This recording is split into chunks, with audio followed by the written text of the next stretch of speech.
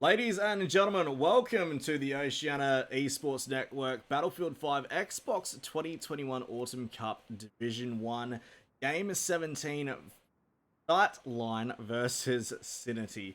So that is going to be FL versus SiN. Today, joining me, I do have a special guest with us, brand new on hot to trot.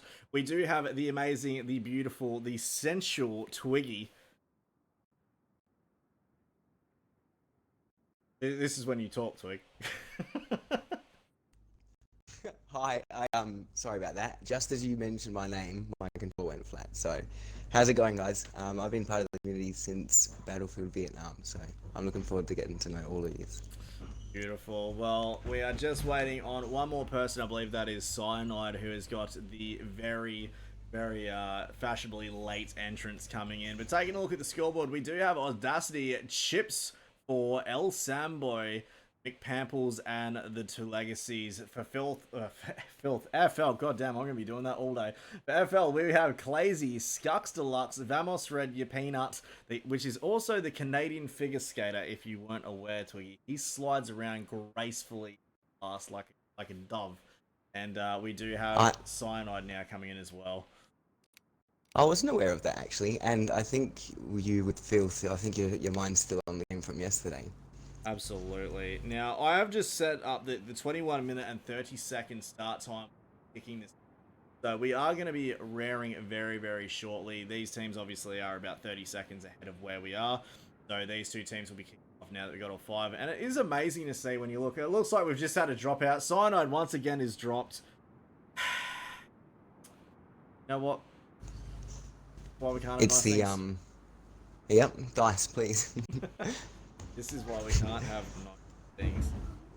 So we are going back to 20-minute start time because of Cyanide's dropout. Oh god, you gotta love these things, Twig. Just remember, it's not if there's a problem, it's not Battlefield's fault. It's your fault. That's how we play right. the game. Yep. That is how we. I'm fairly sure it's because I was hovering over his head with my camera, and then I've actually forced him. There it is. Well, just as you say that, he is starting to come back into the game now, so we should be going. But it is incredible to see that the FL has got two members who have reached level 500. This is a sight to behold because not many people in the region. We obviously know Wade Gamba was the very first person to get it, I believe, followed by Vamos, and then within a day it was Cyanide, or it was the other way around. These two guys were like so close to the mark, fighting on who was going to get there first. Correct me in the comments below what you think, but the predictions are still going. You do still have about 5 more minutes to get your votes in. It looks like we've only got 10 points love for SiN and not a lot going in for them, but we have over, what was it, 13,100 for FL. There seems to be a lot of love for FL, but hardly any for SiN.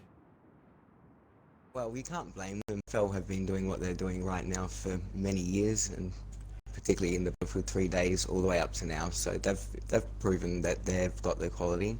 But, you know, sports these days, we can have shock results, and I'm not one to shy away from one of those. They're usually my most favourite games to watch. Yeah, and they've definitely come in out of a very strong lead. Season 1, they came in second to DWE. Season 2, they just broke out the gate. A lot of members coming to PlayStation. Welcome the new gamers that came in over a year ago, as well as the alumni that still come over now. But the game is afoot. The 20-minute mark has been set, and as always, we will start off around the Bravo objective, the battery, where we will get a nice little viewpoint here of SiN racing towards Alpha, while Clazy coming down from the south for FL will be facing against Audacity. He's going into like a one-man army. What the balls on this, man? I don't know how he gets through the map with such ease. I think he uses his knife to increase his movement, doesn't he? I have no idea, but the size of the brass balls that man is carrying as he faces off against Vamos, Clazy, and that was your Peanut. Definitely, definitely strong of him. Oh, yeah, it was. And I'm surprised that they only had one person pushed down for Bravo, considering it is such an important battle map to. Well, there goes Vamos and two Legacy going head to head, but Vamos getting in with a Psy melee kill. What an absolute ripper. Good start to FL. dominating over the Bravo objective and taking Charlie, but if my eyes do not deceive me, it looks like McPamples has managed to slip dip Flanky Panky his way and trying to claim victory on Charlie by himself. That's the new one, and he has, but it looks like they've got that prepared. We've got Lux Deluxe down coming from spawn, and we've also got your pin coming down from mid.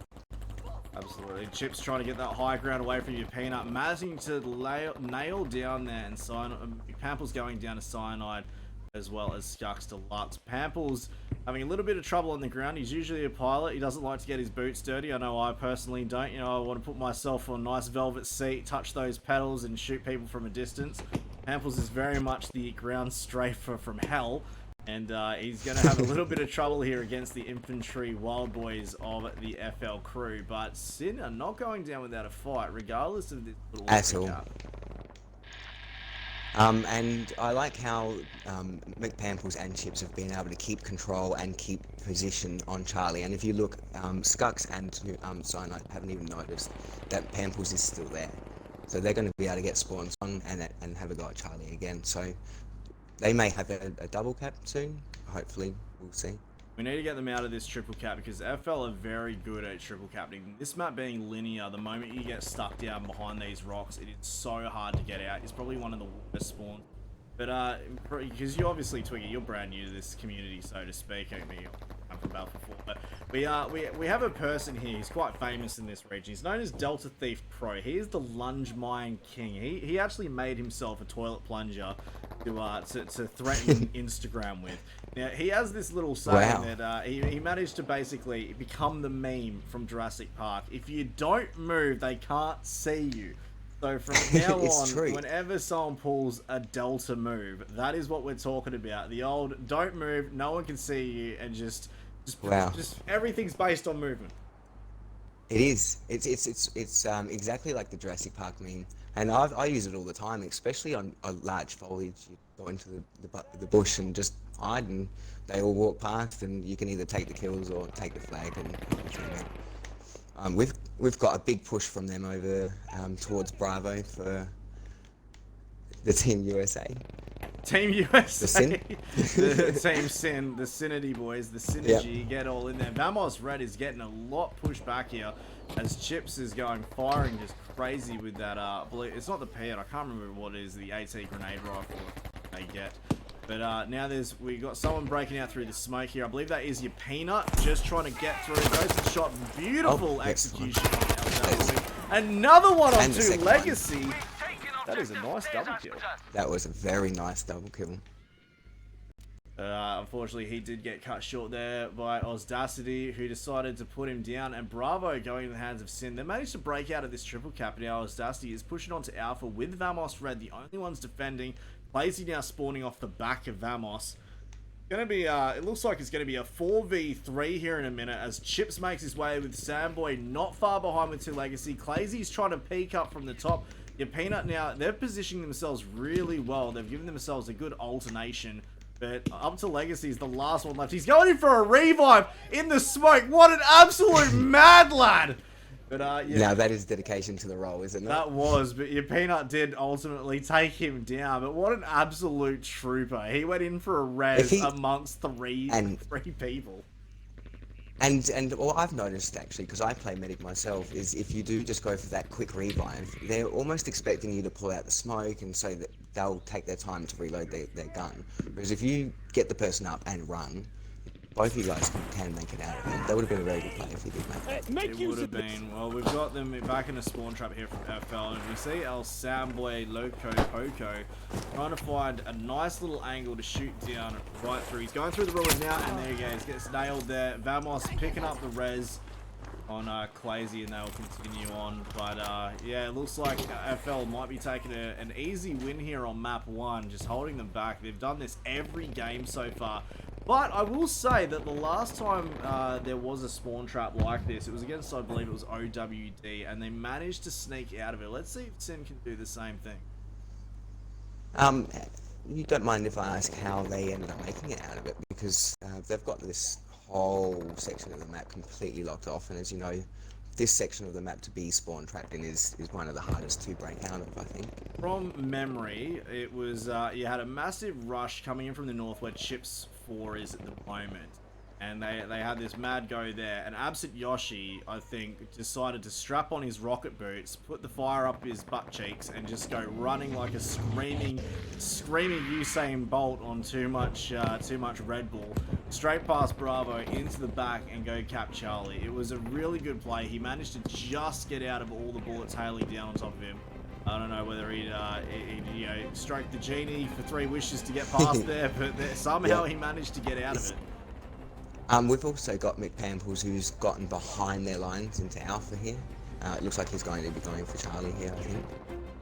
He is absolutely racing it off right now, but it is Alpha Bravo Charlie still in the hands of FL. If Pamples doesn't reach Charlie in time, these tickets will go down before it's over. But Alpha now going back. It looks like SiN did manage to break out of it, but Pamples does have Peanut, and Clazy raced up behind him. They're ruthless, even down up to the last six tickets. They'll defend them. Absolutely. I mean, Pamples is probably wishing he was running in G6 right about now. Clazy's just trying to lay it into him, but finally gets the kill from that frag grenade rifle, using the old noob tube to get the final kill. And they nearly had a double cap there. That would have been a beautiful sight to behold.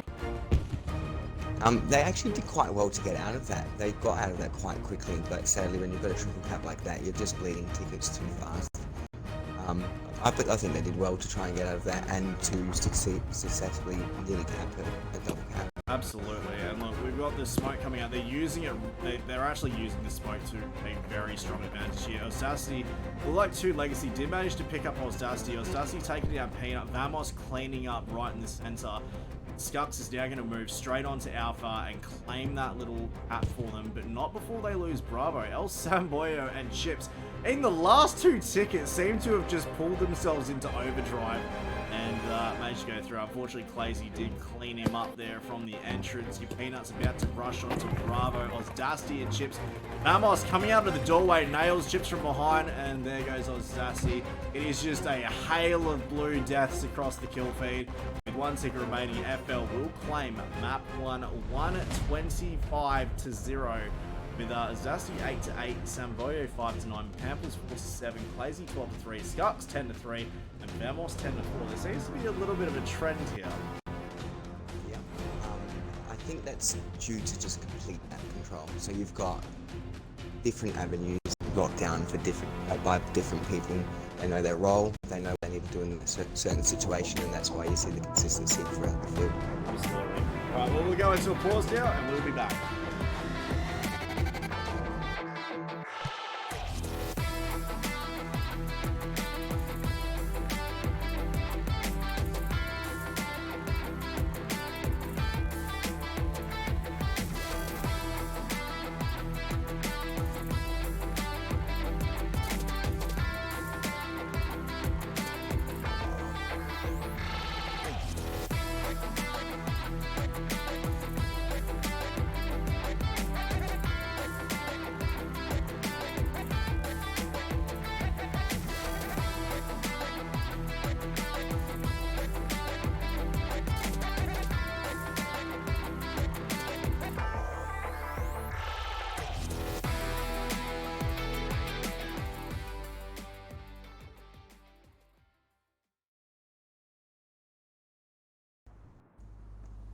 Alright, ladies and gentlemen, we are back now into map 2. The first map going to FL 125-0. SiN putting up a hell of a fight with Mick Pamples going for MVP of the day. Making a break all the way from a triple cap to Charlie, managing to skate by the boot of his heels all the way through using the old foot falcon. But unfortunately, it wasn't enough, and they did lose out there. But if you're just joining us, my name is Noobalicious. This is game 17 for Division 1's FL versus SiN, and joining me is the elusive, the sexy, the Twiggy. And tell you what, Twiggy, that was a pretty good map. It was a very good map. These 2 maps, actually, the previous one and this one, are my 2 favorite to play on Domination, just because of they're very lane focused. And so it can offer a lot of opportunities to get a flank or to sneak around the back to get a nice cap. And I've had my most exciting matches on this map itself. I do have to say that I've heard a lot of people. It's funny because so many people love Provence but hate it at the same time. I don't think I've ever seen a map more loved and hated than Provence. I mean, Narvik was up there, but I think it's now the general consensus why people hate Narvik. Like, no matter how many times people complain about Provence, it is the most chosen map next to Lofton Islands. Well, I've only just started scrimming on Battlefield 5 2 or 3 weeks ago, and I've only ever played on Province, the last one that we were on, and Underground. And they consistently keep getting chosen. So you're right, they are the most loved and hated maps. And this one produces the results. It does. Sometimes I wish this would end up being the spider map for a lot of these games, because the problem is usually 9 times out of 10 you'll get 2 sides will pick Provence. Whoever gets their map in first is usually the one who claims it, but it's always within the first 2 maps Provence comes up. I don't think, I could be wrong, but I don't think Provence has been a tiebreaker map so far this season. And there are games where you'll have a 2 roll in the first bit, and then the last one will become, the other team will finally win one. But because it's already the first two maps have gone to one team, it's already over. Was behind Alpha there. McPam was behind Alpha, was trying to do what he had done before and just hide in a nice little sneaky spot and wait for them to leave. He ended up taking out Clazy, but they did end up getting him. Sounds like he tried to do a delta, but his raid got a little bit too much from him. Nice juicy steak there, take a bit of a chomp out of it, and ended up with mad cow disease. Looks like Peanut's now coming up through the mid lane, right up the staircase to Charlie. Vamos is going to be backing him up from the south here. Ozdasti has got his number. Our Semboyo Loco has been taken down while your Peanut has backed off. They would have had a perfect opportunity to rush that, but it looks like Peanut's made the call to Bravo. He just went flying out of Charlie to Bravo. Yeah, that was surprising to see, actually. I thought maybe they might even try and get the flank as well onto the mid lane, over to 2 legends over here. But it seems like they're just trying to, I think, maybe gain control and slowly push it toward where they're after. Yeah, this is definitely one of those maps that I know that Peanut does incredibly well with. Like I said, he skates on absolute glass. But with Alpha's just going back now into the hands of SiN. They've done really well to stop that triple cap from happening. Just like our Marge though, like these are one of those really dangerous maps. The moment you get spawn trap, it is super hard to get out of this one. I'm not, to be honest, I'm not a big fan, Twiggy, of the linear maps, just because the moment you get spawn trapped by a team that's doing incredibly well, it is very difficult to get out of. It just creates almost boring gameplay, and I'm going to be honest, it does create boring gameplay. It definitely creates boring gameplay to watch, I think. But on the floor there, I feel like this is one of the most intense maps that you can be on, because you've got all the stone roads that have been built, so you can hear every footstep. They're echoing off of all the buildings, and you can turn a corner and anyone can be there. And it's very,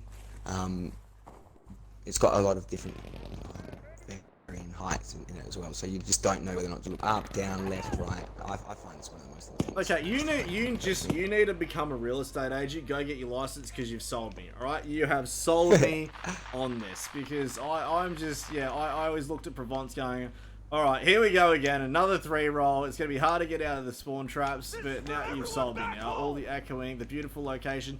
With the nice Tuscany brush, we've got the beautiful sunset coming through on just the gorgeous aroma coming in from those dandelions or whatever the hell those purple bushes are. I'm not a botanist. Well, see, if I did anything for the Battlefield community, maybe it was that I convinced new pitchers that Snack actually were.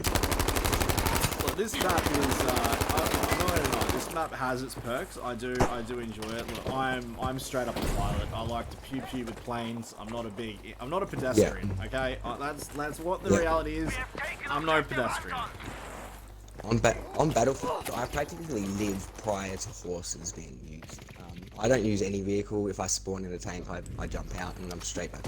No matter how far I am from the flag, I can't do vehicles personally, so that's why I guess I do see the appreciation for it. Look, all I learned from Battlefield 1 is horses are stronger than tanks. I've never met a horse that can take a tank shell to the face and just walk it off.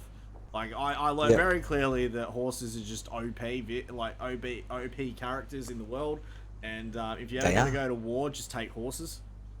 That's right. I sold my tank and bought a horse after that game. Well, there was and I haven't regretted it since. Well, there was a gentleman, I can't remember his name. He went to the war with the emus back in the 1930s in Australia. Gough Whitnam, I can't remember his name.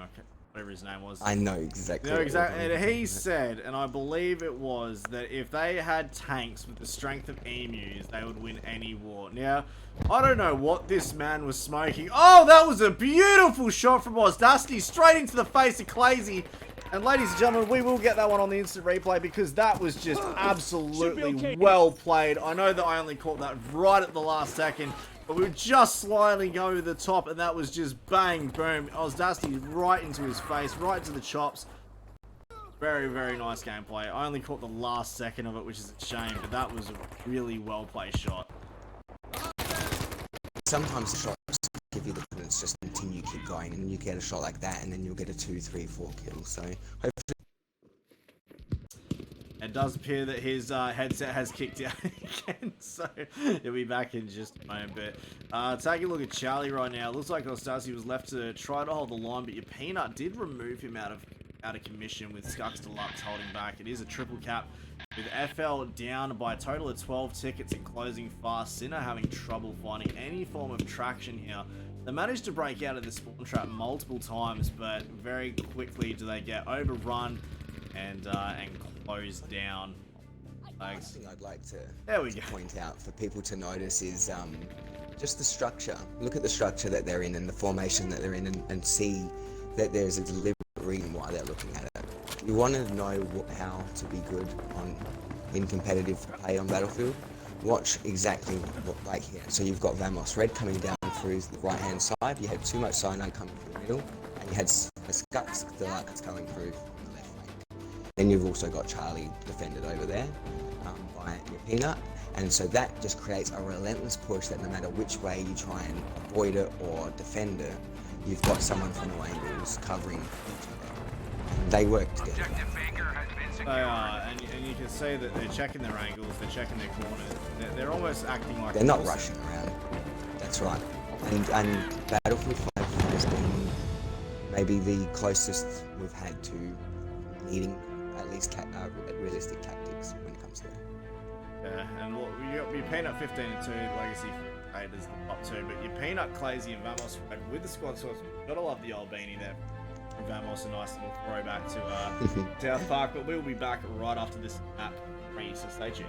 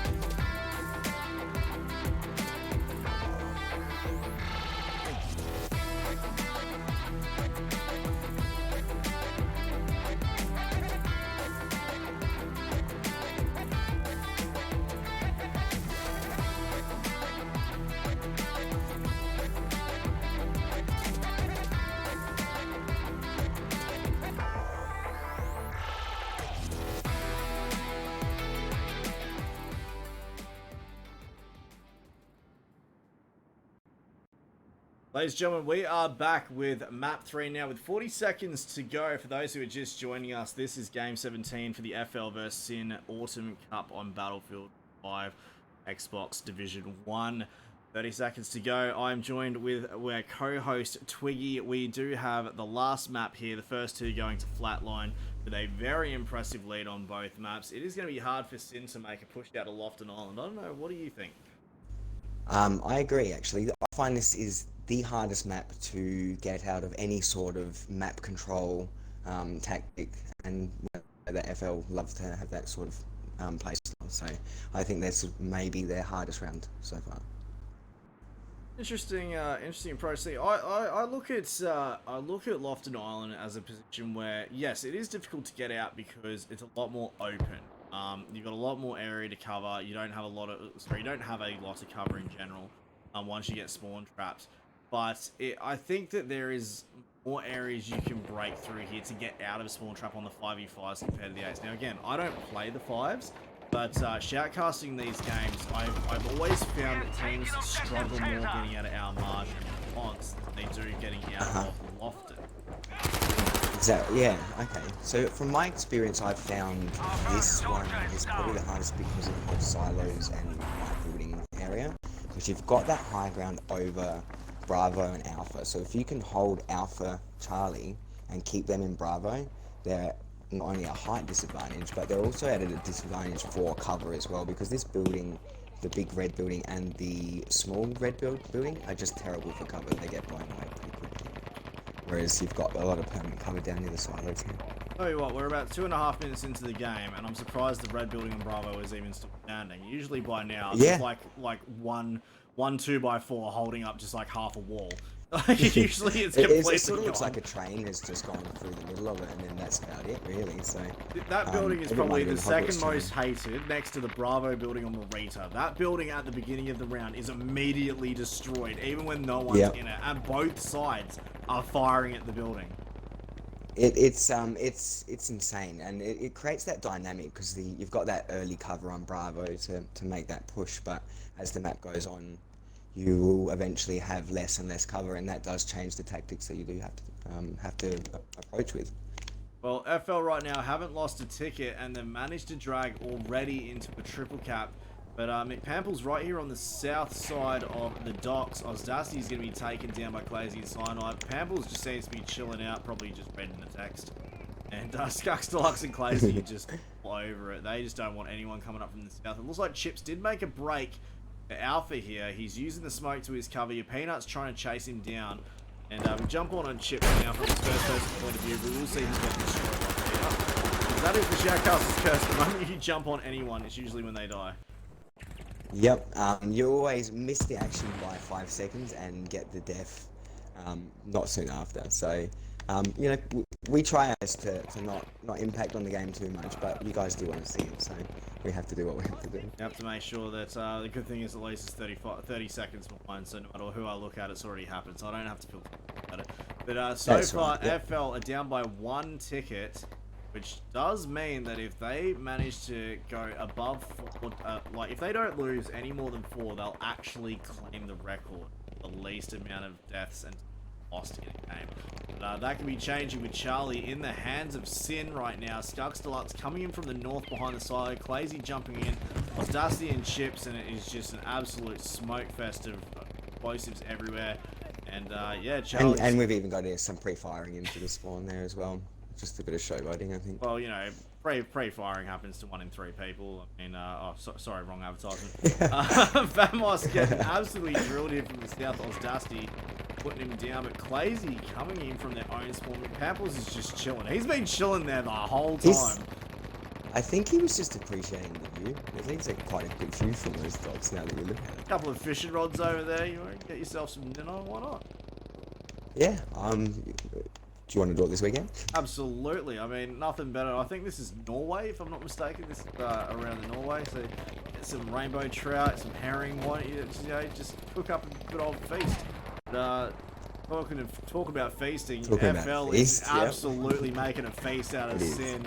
With 3 tickets down, these guys could actually claim the title and beat Doctors. I do believe it's Doctors that currently holds the record with 4 tickets down. So these guys need to go stay on 157 to claim this as the most, as the least lost tickets in the season so far. And right now they're looking pretty good at that. And they'd be quite aware of that as well. That is how close they are to that record. I'd love to see how the dynamic changes the closer and closer they get to it. See if they start making mistakes, start panicking, or if they stay cool, calm, and collected. Probably cool as a cucumber here. Cyanide ripping right on top. We got Chips and Pamples coming up from the south. Cyanide seems to be toasted as marshmallows. just a little bit there. Cyanide now being taken out of action. No one goes in for the res. That is going to cost him. It looks like Vamos and Peanut are right on it. McPample's making a Audacity's break. there to watch as well. McPample's right underneath the Bravo flag. He's making a break for it. He is racing. Clazy doesn't know where he's going to pop out. Pamples, go you little beauty, go! He is making an absolute break from the side of Bravo, just narrowly avoiding the bullets. Your Peanut coming up the top, but does take him down there with the ZK. Looks like 75 hit from Peanut. He was dropping shots, slapping shots every left, right, and center. Bravo flag. So Nubalicious, what do you think? If I turn my horse that I sold my tank for, Pampless, do you think I'd have a good chance of them being a winning horse? I have no idea. I mean, you can always you can lead a horse to water, but you can't make a team win. I believe that's how it goes. So you've got two Legacy had that right angle there, but Cyanide too quick on the draw. And it looks like that we do have a new record holder. 157-0. FL going down by 3 tickets. Osdasty 2-9. Chips 1-6. Peanut 15-0. Cyanide 10-1. Absolute carnage across the battlefield. And your Peanut, Clazy, and Vamos with the squad. I tell you what, though, you got like Lofton Island. That was very, very sticky for SiN to try and get out of. That that was quick. I almost feel bad. I feel like I might have jinxed it and made it actually happen for SiN. So I do apologize for that. But yeah, it does prove exactly what I was saying at the start there. That this is one of the hardest maps I find as an infantry player to really push out of, because you've got so many rocks and high ledges that you can just look over at that spawn and those flags completely dominate the map. Yeah, and that was hard to watch. But SiN did try their best. Pamples nearly made it out towards Bravo. Unfortunately, he just got outnumbered there at the end, but he almost got Bravo with he was gunning like a little. Sorry. He was gunning like a little pitbull. He's very slippery. I thought he was going to be dead by the time he'd gotten underneath the docks, and he made it up the stairs, turned around, hid behind the crate, and I believe he killed someone as well, didn't he? He did, but this is why pilots are okay on the ground. Now, hear me out here, alright? So, when you're flying, you've got to dodge flak like an absolute champion. And he was dodging bullets just the same. See, we know how to duck and dive, weave and roll, dodge and pitch. We know how to do all of that, and that's what Pamples was doing. Now, bear in mind, I'm garbage, so I can never repeat what he just did. But, you know, he was definitely doing their team proud. That's actually a very good way of looking at it, actually. I've never even considered that, because I've never flown a plane on Battlefield 5. And you might have maybe gained a little bit more of appreciation for not only pilots in the air, but pilots on the ground as well. Yeah, I've got to give a shout out to all my pilot buddies, because I know that they're gonna get ripped on. But we will leave it there. Thank you all for joining us, and thank you for being with me today, Twiggy. We do have another match coming up at 6 PM Australian Eastern, which will be VC versus Bear. So you definitely want to get involved in that one. But until then, thanks for joining me again, Twiggy, and I'll look forward to having you again. Yep, thanks for having me, guys. I'll see you in the future.